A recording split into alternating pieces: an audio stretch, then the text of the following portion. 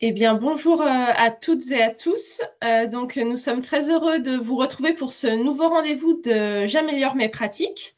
Donc, c'est une visio mensuelle de 30 minutes qui est portée par le service de santé publique, la coordination générale des soins et la direction qualité. Et le but de cette visio, c'est de partager les résultats et surtout les propositions d'action d'amélioration qui sont issues d'évaluations conduites au CHU, dans vos services, vos pôles ou à l'échelle de l'établissement, comme ce qui va vous être présenté aujourd'hui. Donc, nous vous passerons la parole d'ici 15 minutes pour répondre à vos questions. D'ici là, nous vous invitons donc à couper vos micros et bien entendu, nous prendrons également les questions posées en cours de présentation dans le chat. Ce rendez-vous peut être suivi individuellement ou en équipe. J'ai l'impression que c'est le cas aujourd'hui pour plusieurs d'entre vous, donc c'est chouette. Et donc, n'hésitez pas à parler de ce rendez-vous autour de vous si vous trouvez ça intéressant. Donc, enfin, sachez que chaque visio est enregistrée et mise à disposition sur la chaîne YouTube du CHU et vous retrouvez le lien qui vous emmène sur cet endroit dans chacune des invitations de votre calendrier OWA dédié à cette visio et aussi à la fin des mails Améliorons nos pratiques que vous recevez un vendredi par mois par les directions qualité. N'hésitez pas à vous renommer sur Zoom pour que nous puissions établir la liste des participants. Et merci de répondre au questionnaire de satisfaction qui apparaîtra à la fin de la réunion. Donc voilà pour cette rapide introduction. Je laisse maintenant la parole à Emmanuel Christians et au docteur Tiffany Odell qui vont nous parler des bonnes pratiques d'évaluation et de prévention du risque de chute. Bonjour. Je suis Tiffany Riodel, je suis praticien hospitalier dans le PHU9 en gériatrie et je suis accompagnée aujourd'hui d'Emmanuel Christians qui est kinésithérapeute et nous allons vous présenter aujourd'hui le travail réalisé par le groupe qualité sur la prévention des chutes et plus particulièrement sur l'évaluation du risque de chute à l'entrée du patient. Nous sommes tous les deux issus du PHU9, donc plutôt naturellement qu'on a intégré le groupe qualité sur la prévention des chutes de façon institutionnelle, parce qu'en fait, finalement, tous les patients, quel que soit leur âge, peuvent chuter, et donc les chutes vont concerner tous les services hospitaliers. Plus on avance en âge, et plus le risque de chute augmente, et c'est pour ça qu'il y a plus de chutes en gériatrie, mais ça concerne quand même finalement tous les services. On pourra revenir, vous allez voir dans la présentation, et plus précisément, si vous le souhaitez, sur tous les facteurs de risque qui existent sur les risques de chute. Voilà, c'est parti pour la présentation.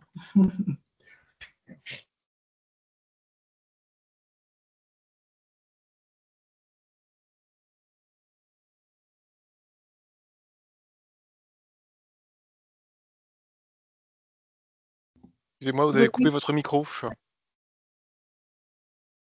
C'est bon. Voilà, comme le disait le docteur Riodel, la problématique de la chute est une problématique qui est commune à l'ensemble des services du CHU et lorsqu'elle survient, elle a souvent des conséquences traumatiques importantes, physiques, entorse, fracture, mais aussi psychologiques, la peur, sentiment de dévalorisation.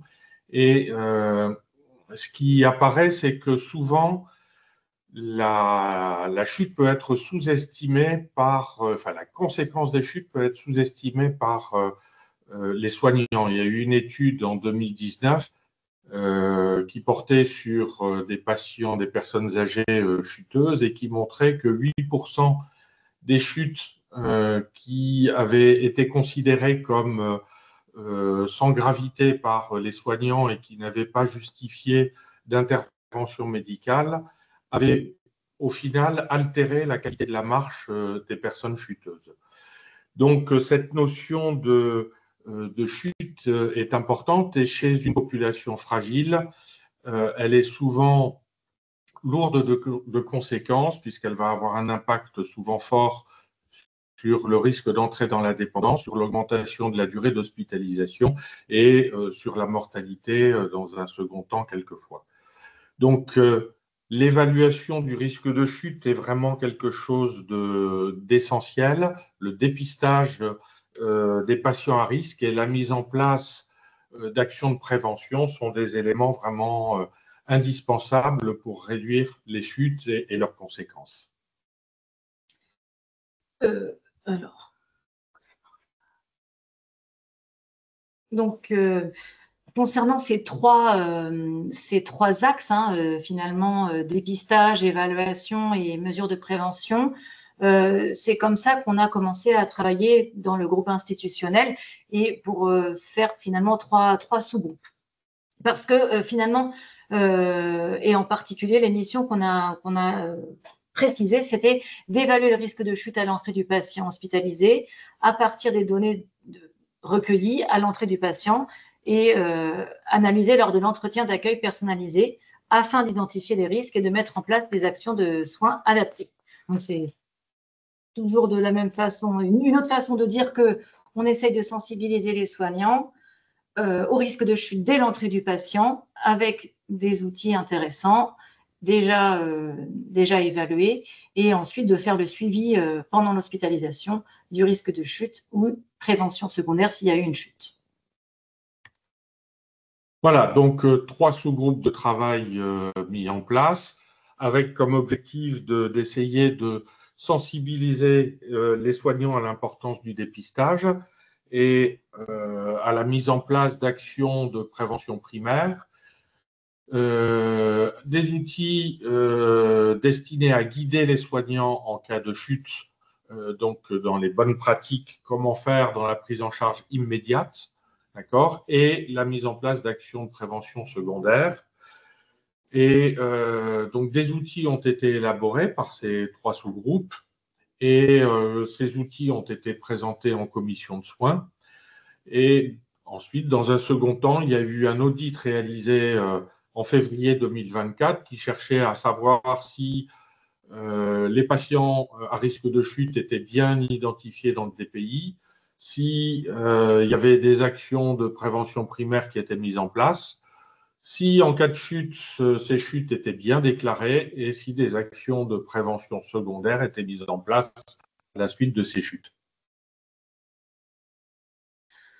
Donc, les 3 outils qui ont été créés sont un flyer sur l'évaluation du risque de chute et d'action de prévention, le poster des chutes et un mode opératoire sur la prise en charge du patient chuteur. On va y revenir plus précisément. Donc, le flyer, en fin de compte, c'est destiné à essayer de guider un petit peu le soignant à l'entrée du patient. Tiens, tu peux cliquer si tu veux bien, voilà. Donc, est-ce qu'il y a eu des chutes antérieures? On sait que la chute entraîne la chute. Donc, s'il y a eu déjà des chutes dans les derniers mois, on doit tout de suite allumer des drapeaux avec risque de chute ou des troubles de l'équilibre qu'on peut observer. D'accord? Si la réponse à ces questions est non, eh ben, l'évaluation devra se faire au cours de l'hospitalisation, puisque finalement, l'état du patient va évoluer au cours de son hospitalisation. Ses capacités vont évoluer, les prises de risques et les situations vont également évoluer, mais il n'y aura pas au départ d'identification en tant que patient chuteur. Par contre, si on répond oui à ces questions, est-ce qu'il y a eu des chutes antérieures? Est-ce qu'il y a des troubles de l'équilibre qui sont apparents? À ce moment-là, il va falloir essayer d'évaluer ça. C'est par l'examen médical, c'est par un bilan par les rééducateurs, mais c'est également par l'évaluation par l'ensemble des professionnels de soins. Un tableau permet de préciser un certain nombre de facteurs qui sont à prendre en compte pour évaluer le risque de chute. D'accord? Donc des facteurs favorisants ou précipitants, des facteurs environnementaux et puis des facteurs qui pourraient mettre en évidence une complication secondaire à la chute, rendre la chute encore plus problématique. Donc, en fonction de ces éléments, je peux juste rajouter que, comme je disais tout à l'heure, que les chutes, ce n'est pas que chez la personne âgée. Bien sûr. On le voit bien sur les facteurs individuels favorisant que l'âge, effectivement, si on coche l'âge, après on peut cocher tout le reste, mais enfin, c'est effectivement plus fréquent chez les personnes âgées, mais à tout âge, on peut chuter et on le voit bien à cause de tous ces facteurs de risque. Oui. Donc, l'identification de ces facteurs de risque doit amener ensuite une réflexion et la mise en place d'un plan d'action personnalisé. On sait que les actions de prévention de la chute pour qu'ils soient efficaces, doivent prendre en compte des actions sur la personne elle-même, la personne à risque, sur son environnement, mais également sur l'entourage, c'est-à-dire des actions auprès du personnel soignant, d'accord? C'est-à-dire il faut vraiment prendre en compte l'ensemble, la personne, son environnement matériel et son environnement humain. Et en fonction de ces actions, eh bien, on va pouvoir mesurer la pertinence des actions mises en place. Ce qui est important, c'est que la contention ne soit pas utilisée en première intention, hein, mais si on a recours à la contention, c'est toujours après avoir essayé des alternatives et puis en mesurant bien la notion de bénéfice-risque. D'accord ? Et comme pour tout patient, son état va évoluer au cours de l'hospitalisation et donc il va falloir prendre en compte cette évolution au fil de l'hospitalisation. Ses capacités vont évoluer et le risque de chute va évoluer également. Donc, ce n'est pas parce qu'on identifie un risque de chute que celui-ci va perdurer et ce n'est pas parce qu'on estime que la personne ne présente pas de risque de chute que c'est valable pour l'ensemble de son hospitalisation. Le poster, donc, comme vous pouvez le voir, c'est un dessin d'une personne qui chute avec des soignants autour. Le mot intéressant, c'est que chaque soignant réfléchit et s'active face au risque de chute. Alors, le A pour aide technique, la canne, comme on peut le voir, les lunettes. Le C pour chaussage, le T pour traitement, le I pour installation, le V pour vêtements et le E pour éclairage. Donc, on revient sur les mêmes critères et paramètres qu'on avait, hein, bien sûr, dans le flyer que Emmanuel vient de vous présenter.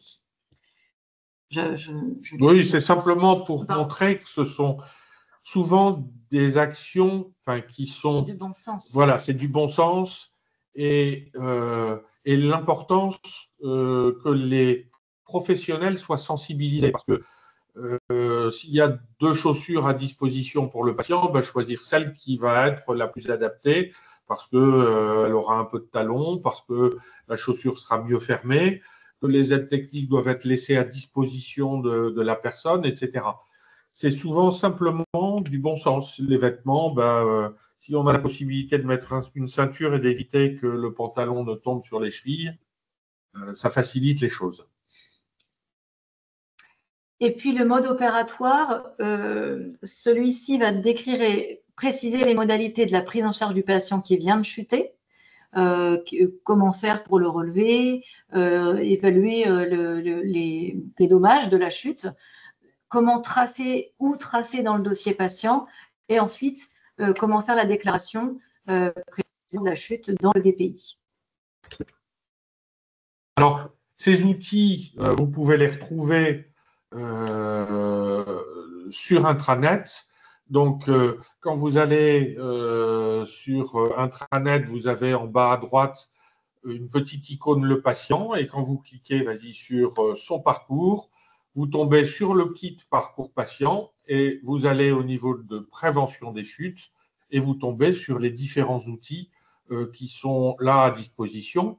Il y en a un supplémentaire qu'on vous présente qui est comment choisir un chaussage adapté qui a été réalisé pour l'essentiel par les pédicures-podologues du PHU 9 et qui va également guider un petit peu sur le choix des chaussures de façon à ce qu'elles assurent à la fois confort, stabilité et sécurité pour le patient. La problématique du chaussage est une problématique qui est souvent extrêmement prégnante. Les résultats de l'audit de février 2024, comme on vous disait, donc c'était surtout sur l'évaluation du risque de chute, enfin comment était faite la traçabilité dans les transmissions ciblées dans le dossier d'entrée du patient. Donc finalement, on se rend compte que le risque de chute est faiblement évalué, seulement 43%. C'est quand même moins d'un patient sur deux, enfin moins d'un dossier sur deux. Quand le risque de chute est identifié, il y a peu de cibles ouvertes, seulement 27%, et peu de mesures spécifiques réalisées, seulement 32%. 22% des chutes ne sont pas tracées dans le DPI, et au cours du séjour, on ne trouve trace de la réévaluation du risque de chute que dans 7% des cas. Donc, il y a encore du travail, mais sans doute que c'est simplement, enfin moi j'en suis sûre, un manque de sensibilisation auprès des soignants, un manque de formation aux soignants, et c'est pour ça qu'on a vraiment besoin de volontaires et de vous tous pour venir s'impliquer avec nous dans le groupe chute et pour pouvoir faire des petites formations flash et des sensibilités, aller au contact avec les soignants dans chaque service. Voilà, donc l'objectif maintenant, c'est d'essayer de diffuser au maximum ces outils, alors par le biais des binômes médico-soignants quand c'est possible, mais de toute façon, qu'ils soient le plus connus possible auprès des équipes pour sensibiliser les professionnels à la problématique de la chute et les aider un petit peu dans cette réflexion. Quelques messages clés, c'est bien sûr de toujours évaluer le risque de chute dès l'entrée du patient et d'être sensible au fait que la chute entraîne la chute, d'où l'importance de savoir si la personne a déjà chuté dans les derniers mois.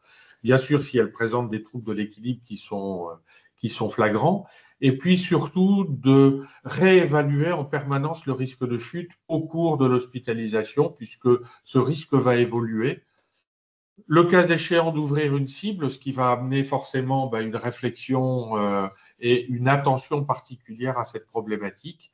Et puis, bien sûr, mettre en place des actions de prévention qui devront prendre en compte pour être efficaces à la fois des actions sur le patient, sur son environnement et sur les soignants, sur l'entourage, les professionnels qui interviennent autour.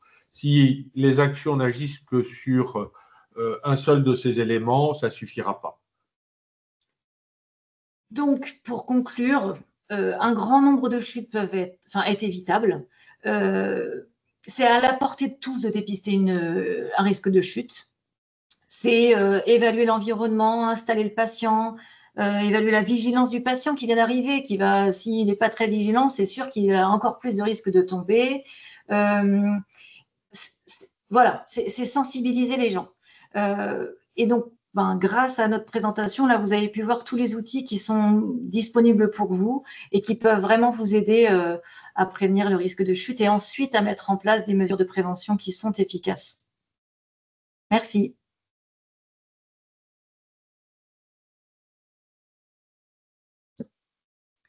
Merci à tous les deux pour la présentation qui nous éclaire sur le sujet des chutes et qui, respectant parfaitement le timing, va nous permettre de garder un temps d'échange avec les personnes connectées. Est-ce que, je n'ai pas de questions dans le chat, est-ce que quelqu'un a une question ou une remarque, peut-être pour ouvrir la discussion? N'hésitez pas à ouvrir votre micro, vous présenter si vous voulez interagir avec nos interlocuteurs d'aujourd'hui.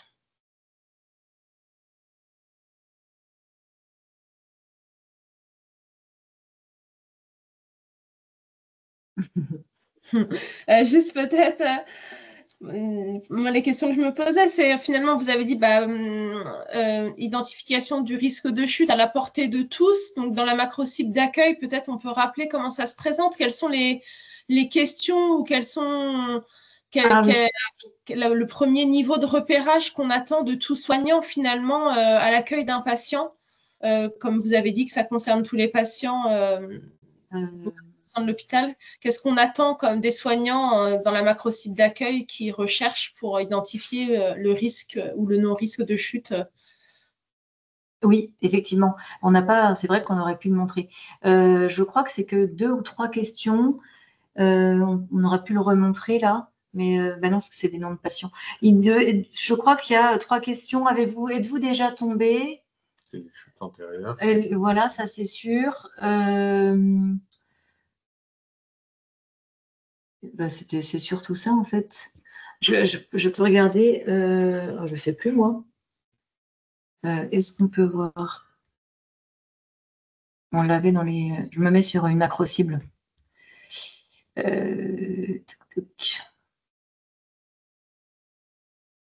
Donc, ouais, en fait, c'est le premier critère à retenir pour tous les soignants qui accueillent un patient. C'est déjà la question principale à poser, c'est demander au patient s'il a déjà eu une chute dans les mois qui précèdent, quoi. C'est ça le critère principal qui permettra d'identifier. Oui, ouais, je l'avais là.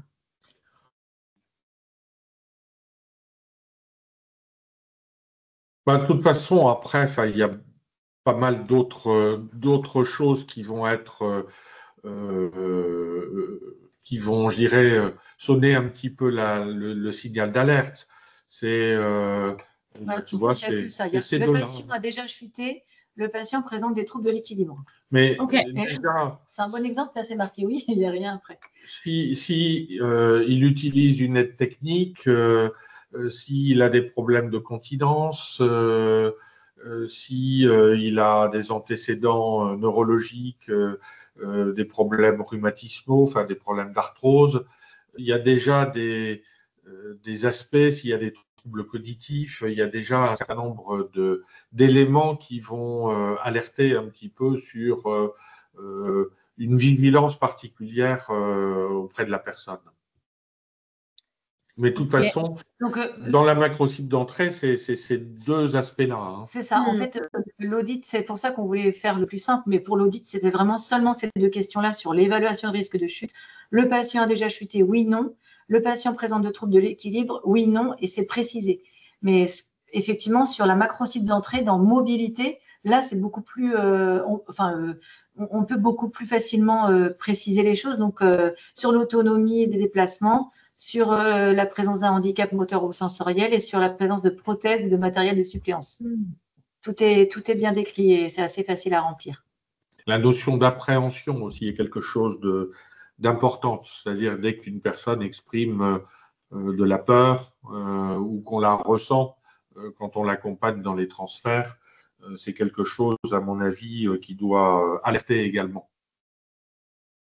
Et ensuite, du coup, est-ce que la première action, enfin, voilà, vous présentez en binôme médecin-kiné, à quel moment on fait appel au kiné? Est-ce que tout patient à risque de chute devrait être vu par un kiné? Est-ce qu'il y a un score à partir duquel ça déclenche telle action comme on pourrait avoir avec le score de Braden sur les escarres? Enfin, qu'est-ce qui doit déclencher? Ça, c'est… Bon, alors, il y a différents outils qui existent. Je ne pense pas qu'il y ait un outil spécifique qui soit prédictif à lui seul du risque de chute. C'est un ensemble d'évaluations, mais moi, souvent, ce que je réalise, c'est une évaluation des capacités fonctionnelles qui part des transferts et on regarde comment se déroulent les transferts du lit vers le debout et inversement. Pour se lever d'un fauteuil et s'asseoir surtout, hein, parce que là, c'est souvent à risque, problématique. J'aime bien évaluer debout, chaussée et nu-pied, en tout cas voir l'impact du chaussage. Et puis, c'est évaluer, souvent, moi, ce que j'utilise, c'est le SPPB. Donc, je teste les personnes pieds joints, je teste les yeux ouverts, les yeux fermés, position semi-tandem, c'est-à-dire un pied collé à l'autre, mais légèrement avancé, puis ensuite en position tandem, un pied l'un devant l'autre. Je teste le monopodal, et ensuite tout ce qui est stratégie d'équilibration sur des poussées ou sur des déséquilibres intrinsèques, et ensuite sur des poussées, voir donc les stratégies d'équilibration et les réactions parachute, réactions de protection. Et puis ensuite, c'est l'évaluation de la marche, l'évaluation des escaliers quand la personne est dans un lieu de vie où elle est confrontée à ça, et puis la capacité du relevé du sol, éventuellement les notions de stop walking, enfin de coup attentionnel, donc tester pendant qu'elle marche une fluence verbale et voir l'impact de cette tâche cognitive sur la qualité de la marche. Est-ce qu'elle se ralentit? Est-ce qu'il y a des embardées qui apparaissent ou une perte du rythme ou carrément des arrêts? Voilà, ce sont les principaux aspects, à mon avis, à prendre en compte. Après, on peut utiliser des tests comme le test de Tinetti, le TUG, le Time Up and Go test ou d'autres outils existants. Dans l'idéal, pour répondre à votre question, moi je trouve que oui, tous les patients à risque de chute devraient bénéficier d'une évaluation du kiné. Et puis il y a les patients qui, dès le départ, on voit qu'ils ont des troubles de l'équilibre, donc on attend de cette évaluation d'évaluer les risques pendant l'hospitalisation. Il y a les patients pour qui on va découvrir qu'ils ont des troubles de l'équilibre. Il y a les patients qui sont alités ou qui n'ont pas du tout été levés, donc ils vont avoir besoin aussi de cette expertise pour guider les soignants sur comment il va être levé et ensuite comment on va pouvoir le laisser se réautonomiser. Donc oui, il y a besoin du kiné, ça c'est sûr, de façon indispensable. Juste un petit plus, j'ai là dans mes poches, je n'étais pas sûr d'en avoir, mais si, pour tester le chaussage. Et très souvent, on a des personnes qui ont des problématiques de rétropulsion, de déséquilibre vers l'arrière. Et j'ai toujours en permanence des petites talonnettes dans les poches qui me permettent de vérifier en cas de déséquilibre arrière si le port de chaussures avec un talon un petit peu plus important permet de corriger cette tendance à la rétropulsion ou en tout cas de l'améliorer. Donc il y a des petits outils qui permettent et bien sûr le chaussage, je pense que pour les 3/4 de nos patients, le chaussage est vraiment quelque chose de déterminant. Est-ce que quelqu'un veut prendre la parole? Je suis sûre que vous aurez des choses à partager sur quelles sont vos difficultés dans les services, qu'est-ce qui pourrait vous aider, qu'est-ce qui peut freiner le dépistage du risque de chute, ou alors sur des difficultés liées à la prise en charge des patients à risque. Est-ce que je vois qu'il y a des kinés, il y a des gens du MPR, il y a des gens dont j'identifie pas spécifiquement le profil, mais voilà, n'hésitez pas à faire part de votre expérience, qu'on profite de l'expertise de Dr Riodel et d'Emmanuel Christian.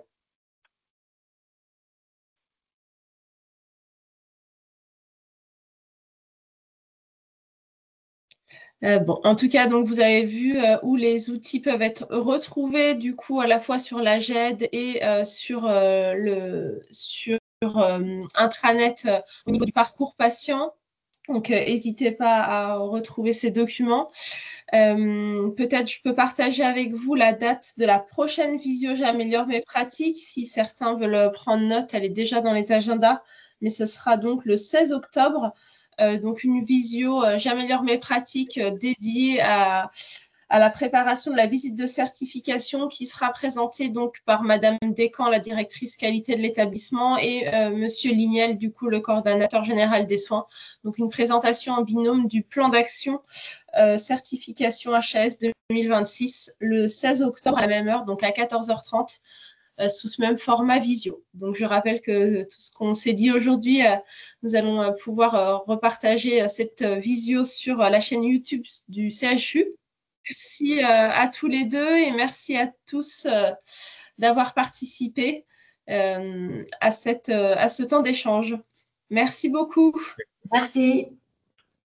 Au revoir. Au revoir.